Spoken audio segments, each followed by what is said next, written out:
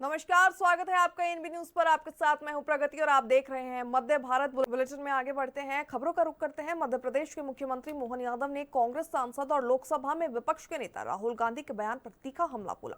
मुख्यमंत्री ने कहा कि राहुल गांधी को अपने बयान के लिए माफी मांगनी चाहिए, यही कारण है कि लोग उन्हें पप्पू कहते हैं। उन्होंने कहा कि राहुल का व्यवहार ये दर्शाता है कि वे अब तक परिपक्व नहीं है। मोहन यादव ने विपक्ष के नेता पर मर्यादा तोड़ने का भी आरोप लगाते हुए कहा कि उनके बयान देश की संस्कृति के खिलाफ है और उनकी तुच्छ सोच को उजागर करते हैं। उन्होंने राहुल गांधी की कड़ी निंदा करते हुए कहा है कि खुद कांग्रेस के सांसद विदेशों में प्रधानमंत्री मोदी के नेतृत्व में और भारतीय सेना की ताकत की सराहना कर रहे हैं। उन्होंने चेतावनी दी कि कांग्रेस को इस तरह की बयानबाजी की कीमत चुकानी पड़ेगी और ये पार्टी को कहां से ले जाएगी खुद कांग्रेस को भी नहीं पता।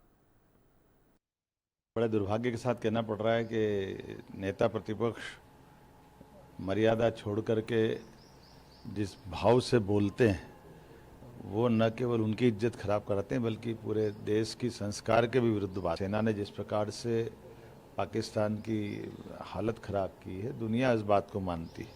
उनके दल के सांसद दुनिया में जाकर के बात कर रहे हैं और वो नादान तरह की बात करके अपने एक मर्यादा होती है नेता प्रतिपक्ष की, बहुत गरिमापूर्ण पद है, लेकिन इतने बड़े व्यक्तित्व के सामने वो जिस भाषा का उपयोग कर रहे हैं माननीय मोदी जी के लेकर के, मैं मन में सच में मेरे मन में तो बड़ी निराशा भी है और ये हमारे प्रदेश में तो ऐसी बातों को कोई बर्दाश्त नहीं। राहुल गांधी के ट्रंप वाले बयान पर मुख्यमंत्री डॉक्टर मोहन यादव ने जवाब दिया और कहा कि जिसकी जैसे बुद्धि होती है वो वैसे ही बात करता है। सीएम ने कहा कि बड़े दुर्भाग्य के साथ ये कहना पड़ रहा है कि नेता प्रतिपक्ष का पद बड़े जवाबदेही का होता है। दुनिया का सबसे बड़ा लोकतांत्रिक देश भारत देश है, ऐसे में इतनी बड़ी पार्लियामेंट अपोजिशन के लीडर हो और ऐसे में प्रधानमंत्री को लेकर जिन शब्दों का उपयोग राहुल गांधी ने किया है उनकी बुद्धि की कमी है। कम से कम राहुल गांधी को मध्य प्रदेश जैसे जगह पर तो ये नहीं बोलना चाहिए था। राहुल गांधी की अब सारे लोग थू थू और निंदा कर रहे हैं।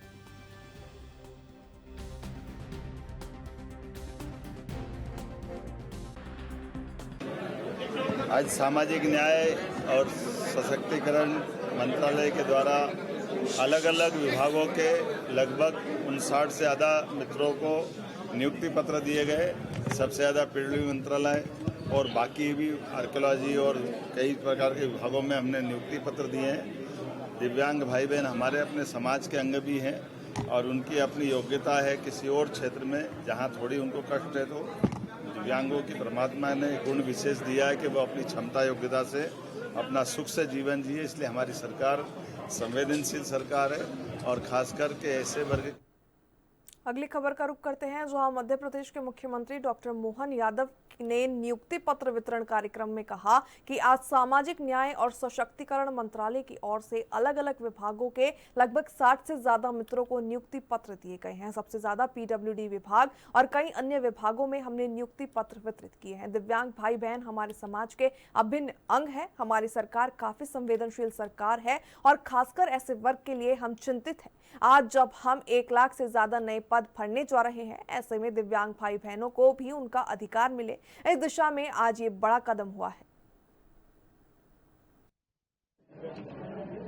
आज सामाजिक न्याय और सशक्तिकरण मंत्रालय के द्वारा अलग अलग विभागों के लगभग 59 से ज़्यादा मित्रों को नियुक्ति पत्र दिए गए।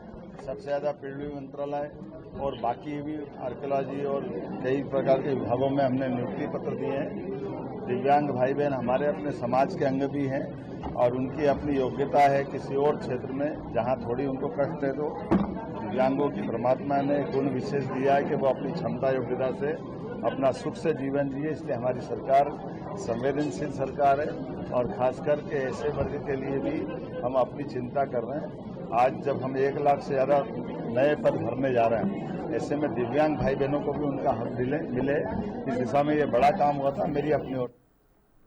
नेता प्रतिपक्ष राहुल गांधी के ट्रंप और लंगड़े घोड़े वाले बयान पर पीडब्ल्यूडी मंत्री राकेश सिंह ने कहा कि जिस देश में मैं और उनकी पार्टी ने ही उम्मीदें छोड़ दी हैं, अब ऐसे में राहुल गांधी क्या कहेंगे, किसे कहेंगे, कैसे कहेंगे, इसमें सोचने का आश्चर्य नहीं होना चाहिए। उन्होंने अपने ही नेताओं को लंगड़ा घोड़ा और तरह तरह की अपमाने वाली बातें कही हैं। खास बात तो ये कि राहुल गांधी का सबसे प्रिय विषय है अपमान करना, फिर चाहे वो देश का हो, देश की सेना का हो या देश के जवानों का हो। राहुल गांधी जी से आप क्या उम्मीद करते हैं, जिनसे देश ने तो उम्मीदें छोड़ दी हैं, उनकी पार्टी ने ही उनसे उम्मीदें छोड़ दी हैं। और इसलिए राहुल गांधी जी कब क्या कहेंगे, अच्छा कैसे कहेंगे, किससे कहेंगे, इस पर किसी बात का कोई आश्चर्य और अचरज नहीं होना चाहिए। उन्होंने अपने ही नेताओं को लंगड़ा घोड़ा और तरह तरह की उपमाएं दी हैं।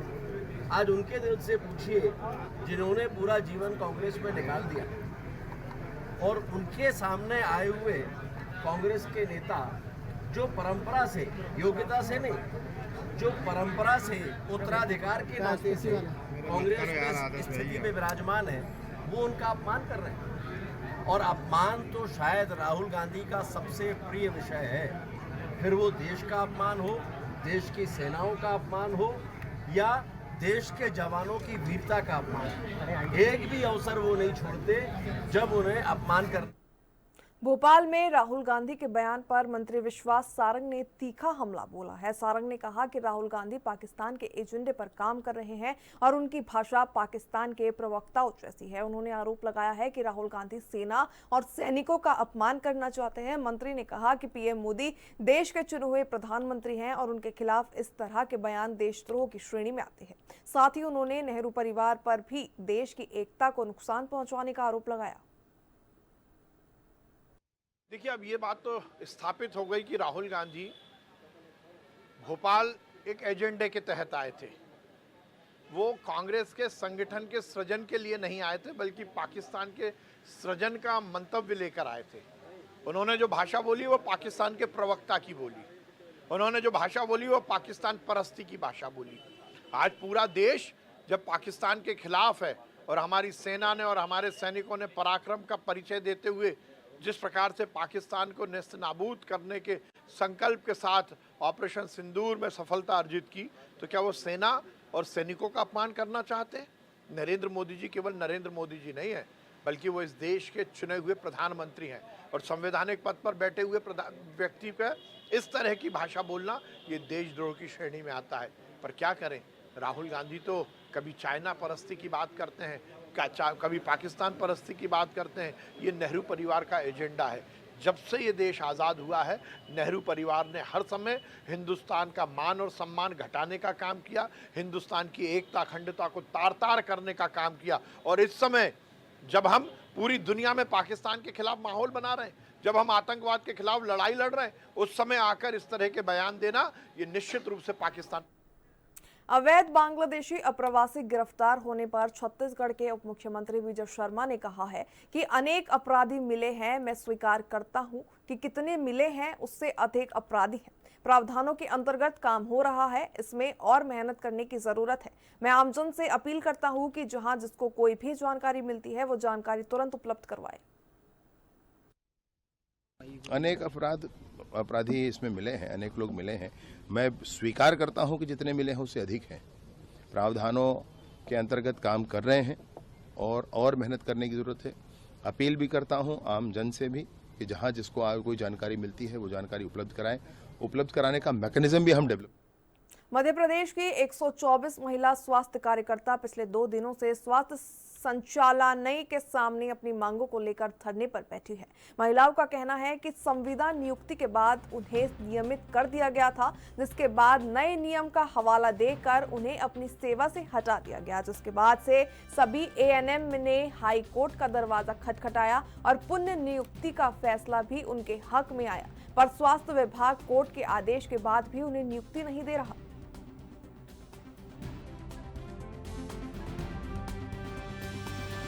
हमारी एक मांग सर्वे सर्वा एक ही मांग है। हमारा प्रकरण न्यायालय के अधीन था और जब न्यायपालिका का दिनांक 28 अप्रैल को आदेश आ चुका है और हम कोर्ट केस जीत चुके हैं, तो माननीय विभाग प्रमुख से हमारा यही निवेदन है कि जिन 124 अभ्यर्थी को निकाला गया है नौकरी से, उनको नौकरी से बहाली की जाए और जितने भी रीट पिटिशनर्स हैं जो कि कोर्ट केस जीत चुके हैं, जिनका कि पेपर वेरिफिकेशन हो चुका है, जो कि मेरिट में आए हैं, जो कि वेटिंग में है, समस्त अभ्यर्थियों की ज्वाइनिंग आदेश तत्काल जारी करें। अभी आप गई थी अंदर, संचालक महोदय जी ने क्या कहा आपसे? संचालक महोदय जी का कहना पड़ रहा है कि हम लीगल ओपिनियन ले रहे हैं लीगल एडवाइजर से और आज शाम तक देखते हैं। बस्तर और पूरे छत्तीसगढ़ में नक्सलवाद अब खत्म होने की कगार पर है। पहली बार सैकड़ों नक्सल पीड़ित जगदलपुर में नक्सलवाद मुर्दाबाद रैली निकालकर शहीद जवानों को श्रद्धांजलि दी गई। तो वहीं पीड़ितों ने अपने परिवार पर हुए कातिलाना हमलों का दर्द बयां किया और बस्तर में हिंसा बंद करने की मांग उठाई गई। प्रदेश के डिप्टी सीएम ने चेतावनी दी है कि बचा हुआ नक्सल सरेंडर कर दे, नहीं तो अंजाम बहुत बुरा होगा। केंद्रीय गृह मंत्री की डेडलाइन के अनुसार मार्च 2026 तक छत्तीसगढ़ और बस्तर पूरी तरह से नक्सल मुक्त होंगे। अब बस्तर में अमन और विकास की राह साफ है।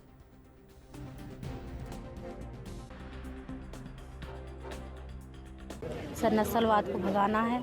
हमारे जो परिवार को जो तकलीफ पहुंचाया है, बहुत बड़ा तकलीफ पहुंचाया है। हम लोग तो छोटे छोटे बच्चे थे सर, मैं तो पेट में थी, मेरे बच्चे को इतना तकलीफ दिए है कि हम लोग इतना तकलीफ से आए हैं सर, हम बता नहीं सकते। हमारा तो सरकार से यही उम्मीद है कि हमारे जो बच्चे हैं, हमारे जो सहारा है, उसको हमारी जो सुविधाएँ हैं जो हमको दिया जाए, बस यही हमको कहना है। बस्तर से नक्सलवाद को खात्मा जरूरी है। जी, खात्मा जरूरी है सर, क्योंकि और जितना उनको दिया जा रहा है सब चीज़, उतना हमको भी किया जाए, यही हम लोग को बोलना है सर। ये सड़क में उतर चुकी है जनता। पहले तो बहुत नक्सली लोगों ने मार गिराया, किसी भाई को या कोई बाप को या कोई बेटी को या, तो सब अभी नहीं चलेगा। ये नक्सलवाद हंते लास्ट मूवमेंट है और नक्सलवाद अभी नहीं है। अभी बड़े मतलब वो उनका एकदम सरकार का मतलब हम लोग को इतना उम्मीद है कि 2026 से पहले खत्म हो जाएगी। अभी सब रुका हुआ था, अभी रुकने वाला नहीं है। सब अभी सरकार उस समय भी देना चाहती थी, लेकिन माओवादी के कारण, नक्सलवाद के कारण मतलब सड़क नहीं बनती थी, बिजली नहीं आती थी, सब मतलब अभी सब मतलब धीरे धीरे सब कुछ हो रहा है। 2 साल का पूरा खात्मा होना है। जबरदस्ती बस्तर के लोगों को बंधक बनाया गया है, जबरदस्ती बस्तर के लोगों को गुलाम जैसा बनाया गया है, जबरदस्ती बस्तर की उन्नति के मार्ग को रोका गया है, गांव के उन्नति के मार्ग पर आईडी बिछाया गया है। ये बंदूक की नली से स्कूल और अस्पताल नहीं बन सकता, इनको समझने की जरूरत है।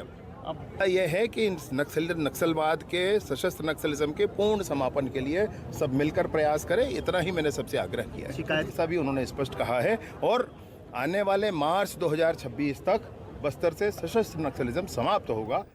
छत्तीसगढ़ राज्य के महासमुंद के तमगांव में वामा डेयरी के खिलाफ सैकड़ों ग्रामीणों ने प्रदर्शन किया और कलेक्ट्रेट को 10 सूत्रीय मांगों का ज्ञापन सौंपा गया। वहीं ग्रामीणों का आरोप है कि डेयरी से निकलने वाला केमिकल युक्त पानी खेतों को बंजर और पर्यावरण को प्रदूषित कर रहा है। ऐसे में पशु पक्षी की मौत के भी आरोप लगे हैं। तो वहीं आपको बता दें, साथ ही महिलाओं ने शोषण का आरोप लगाते हुए कहा कि 9 घंटे काम के बदले 250 रुपए ही दिए जा रहे हैं, जबकि स्लिप में 421 रुपए दर्ज है। नगर पंचायत अध्यक्ष ने उग्र आंदोलन की भी चेतावनी इसको लेकर दी है।